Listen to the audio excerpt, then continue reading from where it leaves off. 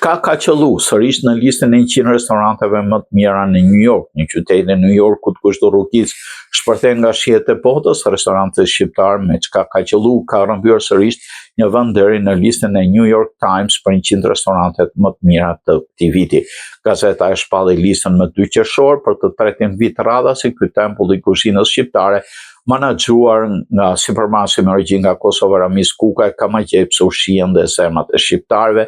në fushën e kulinarisë. New York Times shkruan se ky restorant i tipit rustik të zhythen në pasuritë kulinare të Shqipërisë të Kosovës, duke shërbyer si një gamë e gjallë mishash dhe salçash, shumica të cilave shoqëruara me kos ose